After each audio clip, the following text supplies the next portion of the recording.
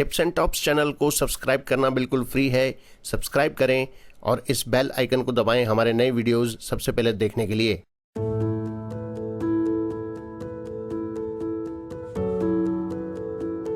स्वामी रामसुखदास जी महाराज को शत शत नमन। आज का विषय है दृढ़ विचार से लाभ। महाराज जी के शब्दों में, जब तक हमारे सामने सांसारिक भोग नहीं आते तब तक तो हमारा दृढ़ भाव रहता है कि हम भोगों में फंसेंगे नहीं, परंतु भोग सामने आने पर हम कमजोर हो जाते हैं। भोगों में न फंसने का जो यह भाव है, यह बहुत ही दुर्लभ चीज है, बड़ी भारी कीमती चीज है। संसार का संबंध तोड़ना और भगवान का संबंध जागृत करना, यह खास मनुष्यता है। वास्तव में देखा जाए तो संसार के साथ हमारा संबंध जुड़ता नहीं और भगवान के साथ हमारा संबंध टूटता नहीं। हम संसार के साथ एक हो जाएं और भगवान से अलग हो जाएं, यह बिल्कुल असंभव बात है। हमारे में यह शक्ति नहीं है कि हम भगवान से अलग हो जाएं, और सर्व समर्थ होते हुए भी भगवान में यह शक्ति नहीं है कि वे हमारे से अलग हो जाएं। वास्तविक बात यह है कि हमारा संसार के साथ संबंध नहीं है और भगवान के साथ संबंध है। जो नहीं है उसको तोड़ दें और जो है उसे जागृत कर दें, यह हमारा खास काम है। जब तक सामने पदार्थ नहीं आते तब तक यह दृढ़ भाव रहता है कि हम भोगों में फंसेंगे नहीं।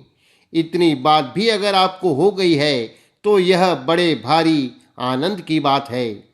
भोगों की इच्छा न होना बहुत ऊंचे दर्जे की बात है, मामूली बात नहीं है। संसार को छोड़ने की और भगवान को प्राप्त करने की थोड़ी भी इच्छा हुई है तो इसका फल नाशवान नहीं होगा, प्रत्युत अविनाशी फल अर्थात कल्याण ही होगा। स्वल्पमप्यस्य धर्मस्य त्रायते महतो भयात्। लाखों करोड़ों अरबों रुपए मिल जाएं तो वे भी इसके सामने कुछ नहीं है। त्रिलोकी का राज्य मिल जाए तो उसकी केश जितनी भी इज्जत नहीं है, क्योंकि यह सब नाशवान है। सामने पदार्थ आने पर हम विचलित हो जाते हैं। यह दशा हमारी क्यों है कि हम विचार कर करके छोड़ देते हैं। ऐसी खराब आदत पड़ी हुई है। सत्संग में सुनकर, पुस्तकों में पढ़कर विचार करते हैं कि अब ऐसा करेंगे, पर फिर उसको छोड़ देते हैं। मामूली बातों को भी पकड़कर फिर छोड़ देते हैं। यह आदत ही आपको कमजोर करती है। अगर आपको ऐसी आदत होती कि किसी बात को छोड़ दिया तो छोड़ ही दिया, पकड़ लिया तो पकड़ ही लिया, तो आपकी यह दुर्दशा नहीं होती। क्षमा करना, बुरा न लगे आपको, परंतु है यह दुर्दशा ही। हर एक काम का विचार करते हैं तो उस विचार पर स्थायी नहीं रहते।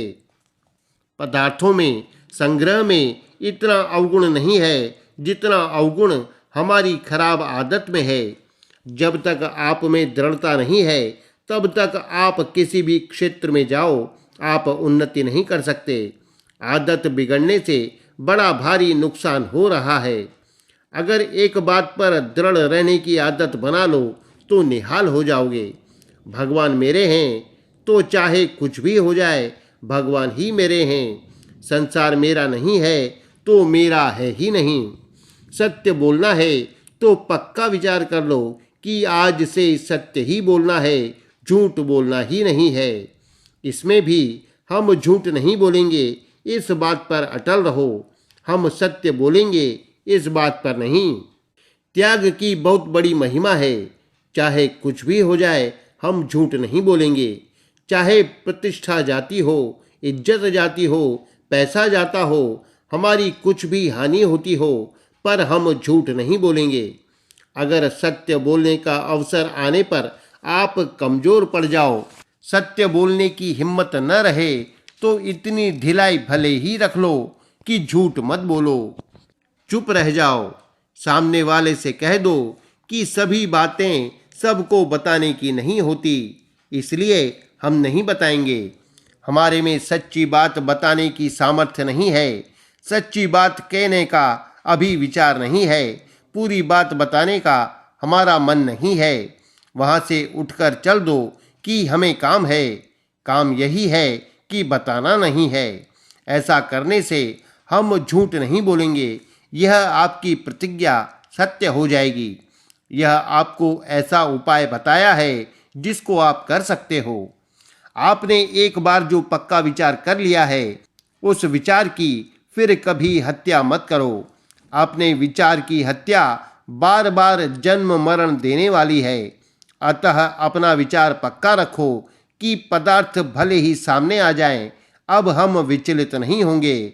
अब हम थूक कर नहीं चाटेंगे। अपने विचार पर दृढ़ रहने से आप में एक शक्ति आएगी, एक बल आएगा। फिर आपकी यह दशा नहीं रहेगी। लोग भले ही आपको कायर कहें, आपकी निंदा करें, उसकी परवाह मत करो। हमें तो अपने विचारों को पक्का करना है। आप जैसे हो वैसा आपको सुगम साधन तो मैं बता दूंगा, पर धारण तो आपको ही करना पड़ेगा। आपको बहुत सुगम, बहुत सरल साधन मैं बता दूंगा और आपसे यह बात स्वीकार भी करा लूंगा।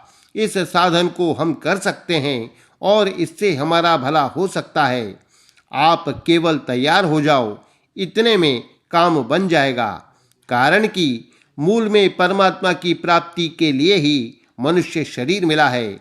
अब परमात्मा नहीं मिलेंगे तो और क्या मिलेगा? संसार तो मिल ही नहीं सकता। वहम होता है कि रुपए मिल गए, कुटुंब मिल गया, सब खत्म हो जाएगा। मिला कहाँ?